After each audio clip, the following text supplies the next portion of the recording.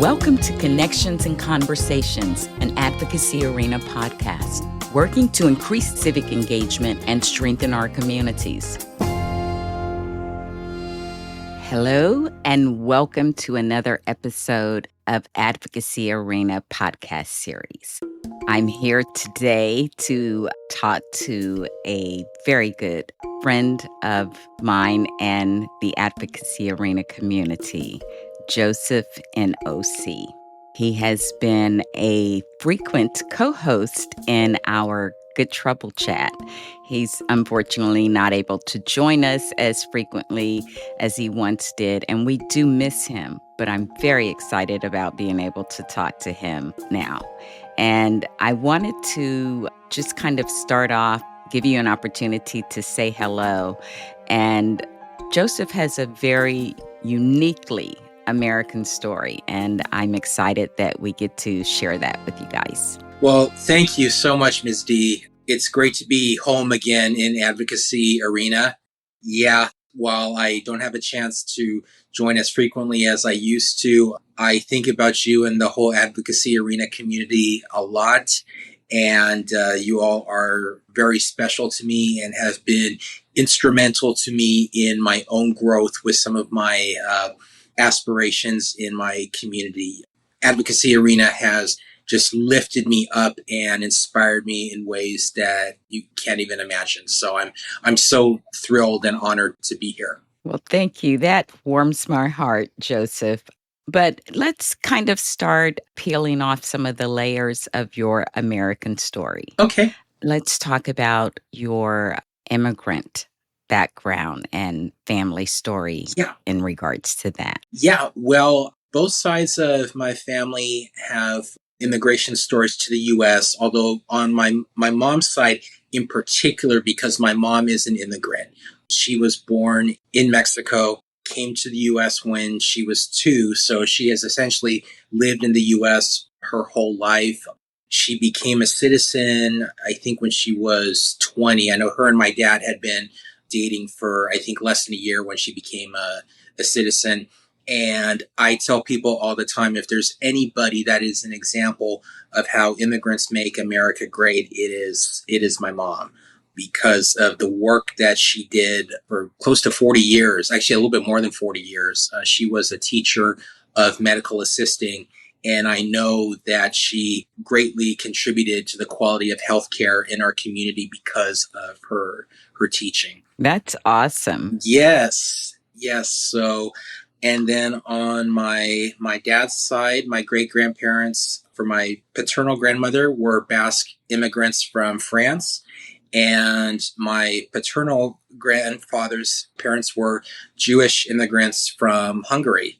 So, as you say, I've got a truly American background. Yes, you do. I think at one point when we were having discussions in our Good Trouble chat, you talked about one of your grandparents maybe also being a farm worker. Yes, actually, both of my maternal grandparents, when they came to California from Texas, where they lived at the time, there was a patch of land that was, still somewhat agricultural. It wasn't full. The community wasn't fully built up yet. And so that was the first job that they had when they came here was picking vegetables in that field. And my grandma told me more than once how difficult work it was.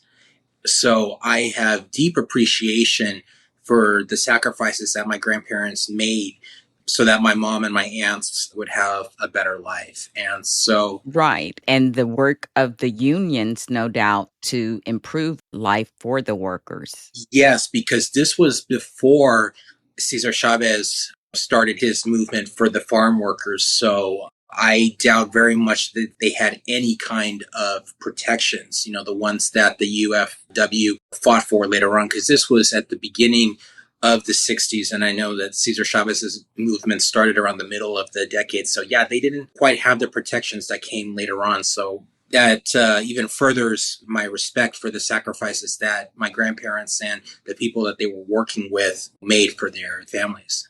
I can imagine. So in light of that background and history, and also being someone in California with all that is going on in this political climate? Like, what's that like for you? It's very nerve-wracking. I live in a Latino majority city. There have been ICE raids in my city, or people claiming to be ICE, grabbing people from bus stops or Home Depot parking lots, and who knows what has happened to them. So I have to be mindful of when I go and do errands. There's some places I go to in my immediate area where I prefer speaking in Spanish, and so it weighs on my mind. Is somebody going to grab me just because I'm speaking Spanish? That kind of thing. And I think it has sent chills up and down California because of our demographics, because of how immigrants are such a crucial part of our labor force and contribute so much to our economy. We're nervous, and we're also very angry. Right. I can imagine. I know you talked about like rethinking how you shopped and where you ran your errands and things. Yeah, because in some of the neighboring cities, particularly to the south a little ways, ICE isn't really likely to be found lurking in those communities. So I feel like it might be a little bit safer for me to do errands in those communities. But the effect that it is probably having already on our labor force here in California is terrible. I mean, I think this time of year is the peak season in Central California for certain agricultural fruits and vegetables to be harvested. And it's very difficult work any time of the year, but this time of the year in particular, when Central California frequently gets above 100 degrees, most days this time of year. So if they grab the immigrants who are working those jobs, who's going to do them? We know darn well that MAGA's not going to line up for them. No, not at all. And it's really heartbreaking to see what is happening and also having an understanding of the repercussions. Like it's such anger and hatred and the desire to act it out on a targeted group of people is to me the epitome of, cutting off your nose to spite your face because there will be collateral damage for all of us, for them too. But it's like the desire to just be cruel and hateful and to intimidate others. It's reminiscent of the history that I study around Nazi Germany. And we had a lot of conversations around that when we were in some of the Good Trouble chats. Also, the fear of intimidation and silencing the speech. It's really, I'm sure, a very unsettling time. I mean, it is for everyone, but certainly in areas like yours, because we also know that he has already said he's going into other blue cities. And I saw just tonight in New York, one of their city officials were apprehended and detained by ICE, and the governor had to go and basically get him released. And these are all tactics, but they're very tyrannical tactics. The governor, I heard just a tidbit of an interview where she said that she had to leave an event that she was at, and if I'm not mistaken, maybe it was in downtown Dominica or Little Dominica or something like that, she said. And she was talking about how empty the streets were because people were frightened. Do you sense that or feel that in your community? Um, Not yet. I think there's still a sense of normalcy with a tinge of, I think everybody knows everybody understands what's going on, but I think everybody's just trying to live, the normal lives as possible. I haven't noticed certain places around my neighborhood like being like particularly empty. Traffic, of course, is still very bad. I mean, that's life in Southern California. So no one stopped driving, huh? No. Like there was plenty of traffic on my way home from work tonight. But I think it's at the back of people's minds. And there are some other immigrant communities a little bit to the west of mine, a little bit different demographics. In those communities, we have a very large Vietnamese American community, a lot of immigrants from Vietnam and built their lives after escaping the authoritarianism of communism in Vietnam. And now they've come and built their lives here. So I'm, of course, very concerned for them as well. I mean, I haven't heard anything yet about ICE in those communities, but it's something that's very scary because I don't, it shouldn't happen to any of us. Right. And there's also another group of people being targeted that I know you fall into. And I wanted to ask you how you felt being a gay man at this time under this administration and this being Pride Month. What's it like for you? For me, it feels awful. Under the Biden-Harris administration, Pride was a definite celebration, especially because we knew we had probably the two biggest figures I've ever seen in my lifetime being our cheerleaders. I don't think I've ever saw bigger allies for our community than Joe Biden and Kamala Harris. So to go from that to what we're facing now, it feels awful. It doesn't feel like a celebration. It feels more like going back to the roots of Pride, more like an act of defiance. Like we're still going to be here despite you. Right. We're not going back into the closet. Exactly. They want to push us back into the closet, but we're not going in there. And and this month is the 10th anniversary of marriage equality becoming the law of the land. And if it's okay with you as far as time wise, I'd like to share just a very quick story about where I was on that day that the decision came down. Absolutely. Please. Okay. So 10 years ago, for a different job that I had, I was traveling, much like I did in my last job, but I was in Indiana, southern Indiana, probably about 45 minutes from the border of Indiana and Kentucky. And this is when Mike Pence was governor of Indiana. And this was also, 2015 was also the same year where they had basically made it legal in Indiana to discriminate against somebody for being gay. Like basically made it legal for businesses to discriminate against people in our community. And when I found out I had to go for work, I mean, of course I wasn't happy, but I couldn't say anything about it because of course, you need, I need a paycheck. Of course. So Yes, gotta eat. gotta pay bills.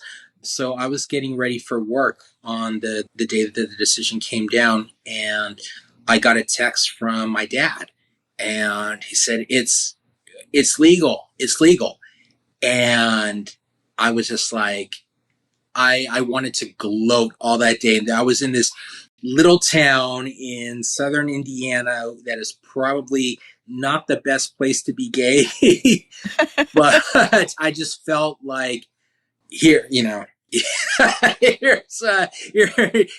here's a throw right. You want to throw it at us? Well, here we go. It came right back at you. We've got it nationwide now, and so that was very meaningful for me to be in a place like that on that day.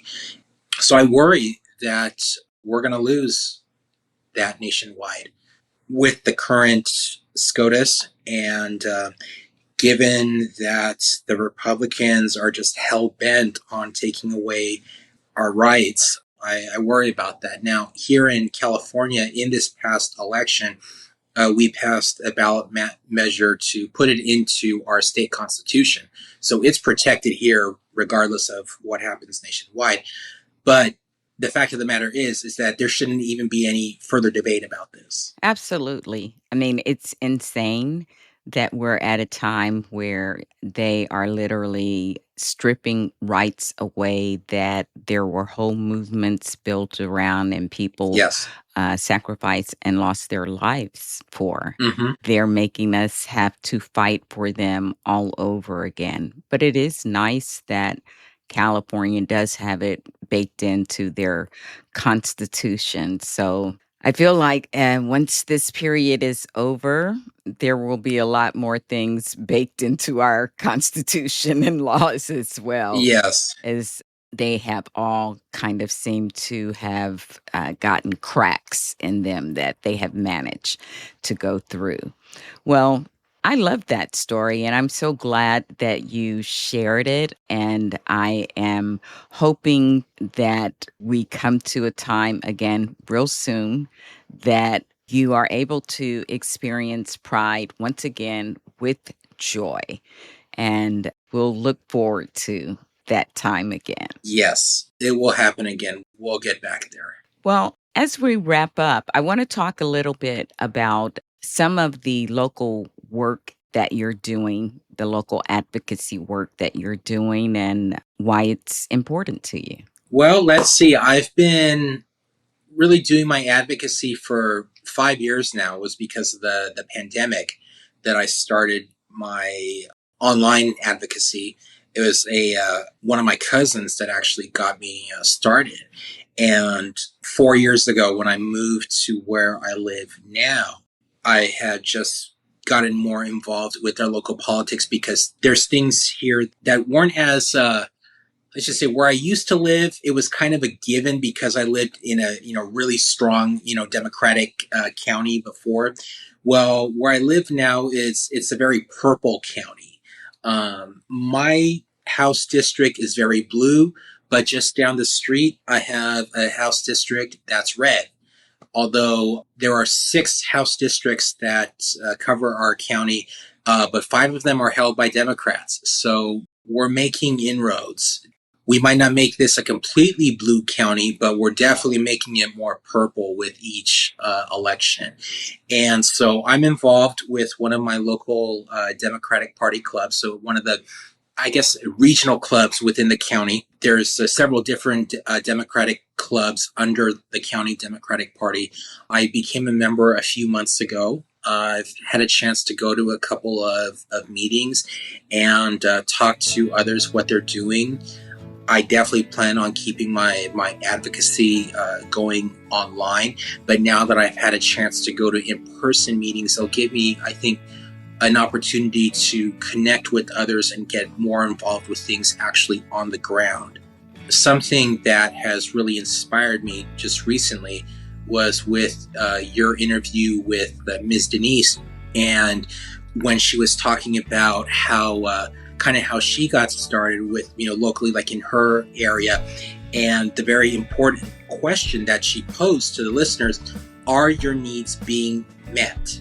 And I think in my community, some of our needs are, some aren't. And I think that's what's going to inspire me to get more involved on the ground, because we've got the potential to do so much more for the community if we can get the right people in office. So I know this next election cycle is going to be very busy for me, but I'm going to a town hall that Eric Swalwell is hosting in our area in a couple of days, and Awesome. I think some more events are coming up. So I'm really looking forward to it. But like I said, you and the advocacy arena community have really inspired me to branch out from just online advocacy.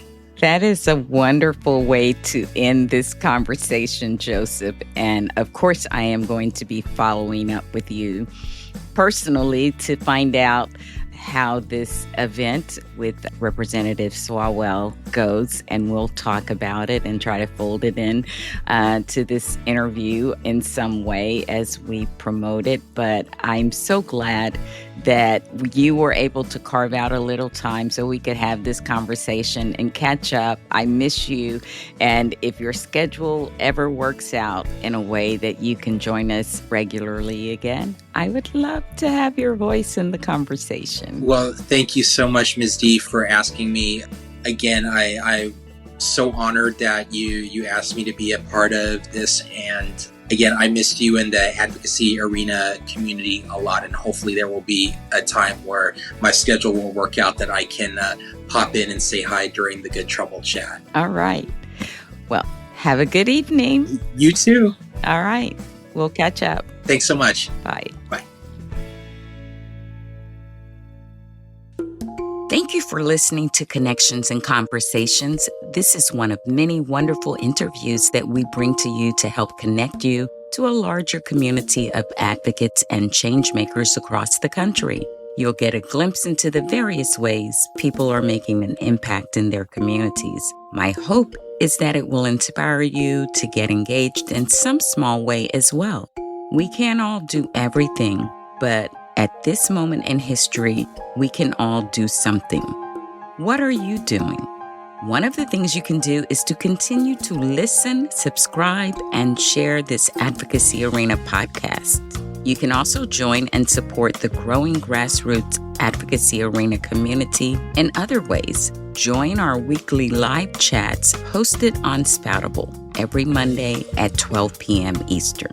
Subscribe to our Substack to get great articles on important topics and exclusive access to extended interview conversations. And don't forget to subscribe to our YouTube channel as well. We've got some exciting programming lined up.